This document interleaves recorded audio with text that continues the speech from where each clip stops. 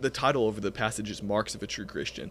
But the thing that I want to point out is, why do we think we have to wait to be a solid Christian until we're, seasoned in our years?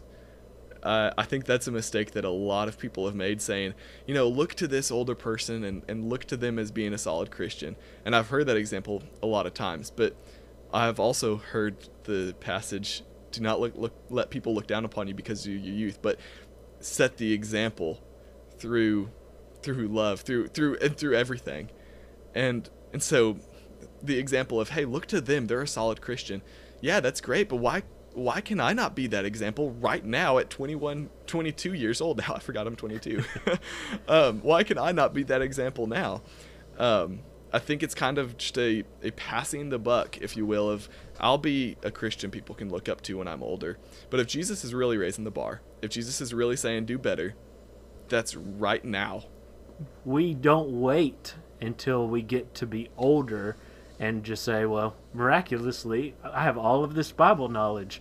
When I turned 50, yeah. I had so much more Bible knowledge than when I was 49, and it just doesn't happen that way, and if we're going to grow to be those wonderful and faithful Christians that we do look up to, they didn't get that way by just waiting around and waiting to get older.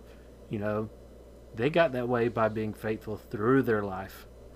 And so that's a challenge, I think, that this passage is really kind of showing for all Christians. These are marks that every Christian should have, regardless of where you are. It's something you strive for. Yeah, and I think that what we see here in the second half of Romans 12 is so it's a big pill to swallow. And, we kind of talked about that.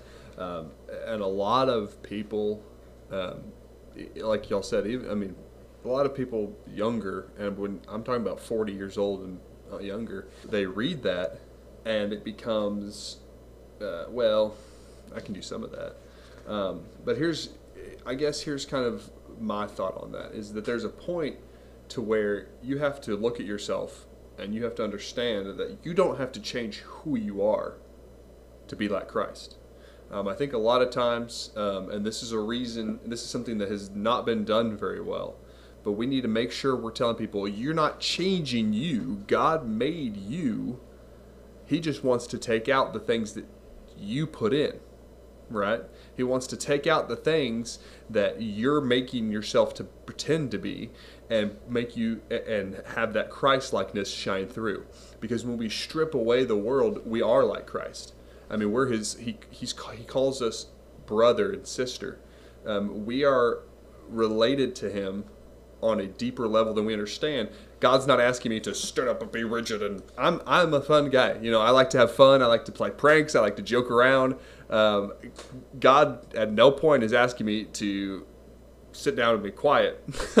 He's asking me to let my Christ-likeness that is innately in me shine through.